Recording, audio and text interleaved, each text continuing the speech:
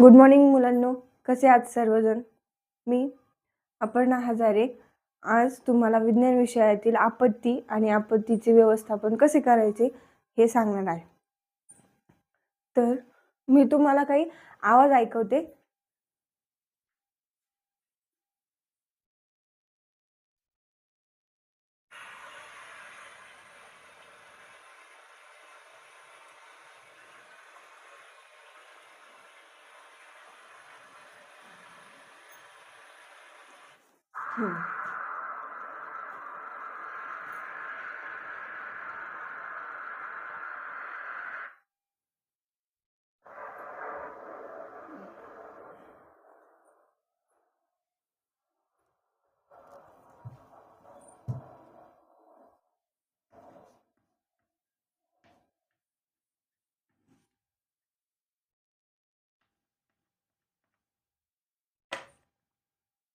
तर तुम्ही हे सर्व आवाज ऐकले, तर त्यामध्ये तुम्हाला ढगांचा गडगडाट, त्यानंतर विजेचा आवाज, पावसाचा आवाज आणि वादळी वाऱ्याचा आवाज ऐकू आला.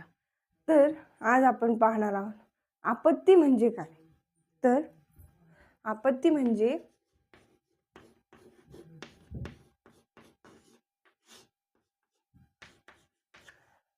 आपत्ती म्हणजे एक अशी निसर्गामध्ये अचानक होणारा बदल किंवा त्या बदलामुळे होणारे नुकसान म्हणजेच आपत्ती. आपत्तीची व्याख्या काय झाली की निसर्गात अचानक होणारी घटना ज्यामुळे माणसाचे व पर्यावरणाची हानी होते त्याला आपण आपत्ती असे म्हणतो. त्यानंतर आपत्तीचे 2 प्रकार पडतात. पहिला प्रकार नैसर्गिक आपत्ती. नैसर्गिक आपत्ती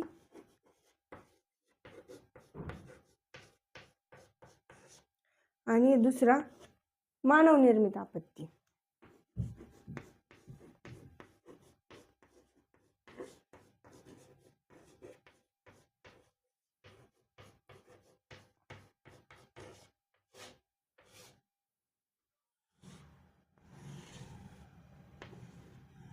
मानवनिर्मित आपत्ती.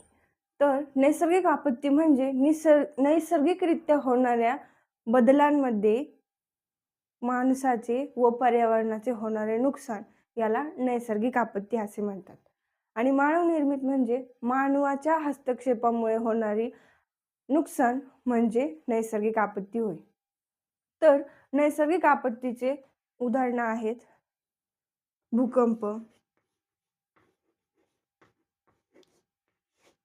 भूकंप, महापूर,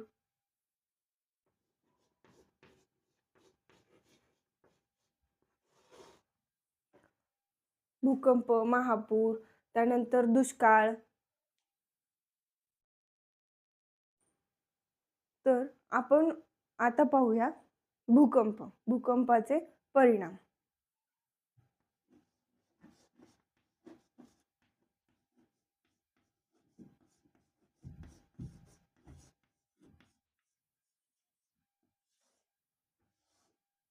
भूकंपाचे परिणाम आपण जे मोठमोठ्या इमारती कन्स्ट्रक्शन वगैरे असतात, तर भूकंप म्हणजे काय तर जमिनीत होणारी हालचाल म्हणजे जमिनीत होणाऱ्या वेगवेगळ्या हालचाली ज्यामुळे सजीव सृष्टीचे नुकसान होते.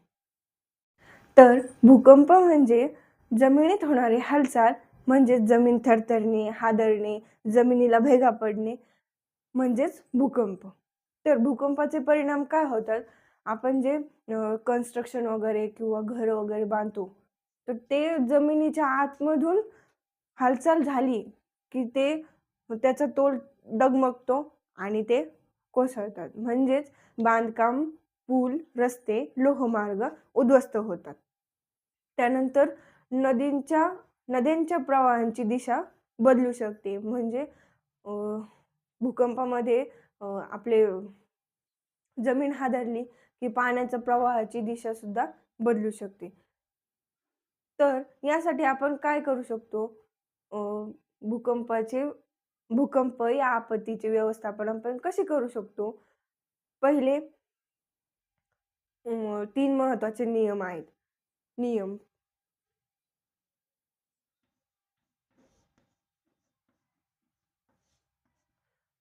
Drop, cover and hold. पहिला नियम आहे ड्रॉप. दुसरा आहे कव्हर आणि तिसरा आहे होल्ड.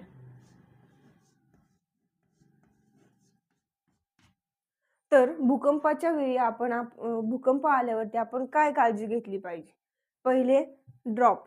ड्रॉप म्हणजे टेबल किंवा टेबलच्या खाली आपण खाली वाकून असे झुकले पाहिजे. त्यानंतर कव्हर म्हणजे की आपण स्वतःला कव्हर केलं पाहिजे.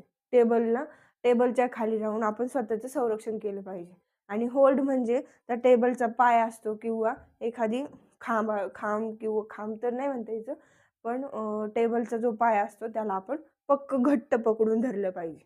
म्हणजे आपल्याला नुकसान होणार नाही. तर भूकंपाचे आपत्तीचे व्यवस्थापन आपण कसे करू शकतो, की पहिले आपण ड्रॉप म्हणजे टेबलाच्या खाली घुसणे, 2 पायावर बसणे. त्याच्यानंतर कव्हर म्हणजे स्वतःला कव्हर करून घेणे आणि तिसरं म्हणजे त्या पायाला पक्क धरून ठेवायचं, म्हणजे आपल्या जमिनीचे हादरे आपल्याला बसणार नाहीत. पुढं आहे महापूर. हे झालं भूकंपाचं. आता आपण महापूर.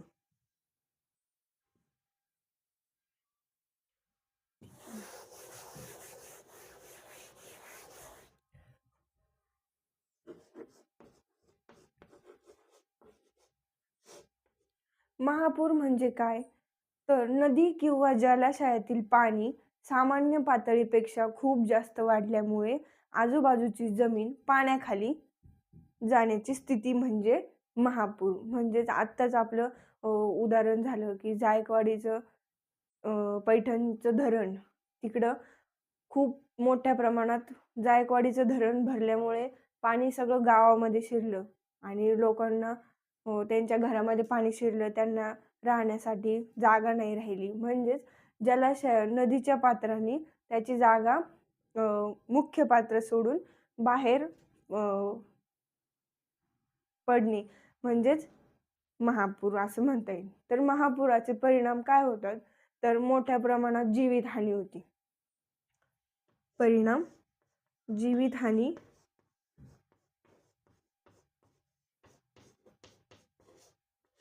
वित्तहानी, त्यानंतर आपली जमिनीची धूप होते, पिकांचे अमाप नुकसान होते, त्यामुळे शेतकऱ्यालाही खूप मोठे नुकसान होते. तर अशा प्रकारे आज आपण महापुराचे उपाययोजन कसे करू शकतो, की पाण्याच्या प्रवाहाजवळ जायचे नाही, त्यामुळे आपली जीवितहानी होणार नाही. विद्युत तारा टाळाव्यात. म्हणजेच जिथे विद्युत म्हणजे लाइटिंगचे जे एरिया आहे तिकडं जायचं नाही. उंच जागा शोधावी म्हणजे पाण्यापासून आपलं संरक्षण होईल. अशा प्रकारे आज आपण विज्ञान विषयातील आपत्ती हा घटक अभ्यासला आहे. आपत्तीचे व्यवस्थापन कसे करावे? तर आपत्तीचे 2 प्रकार आहेत.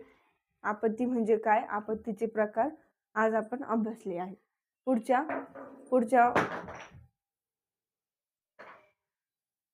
पुढच्या लेक्चरमध्ये आपण पुढचे अभ्यास करणार आहोत. धन्यवाद.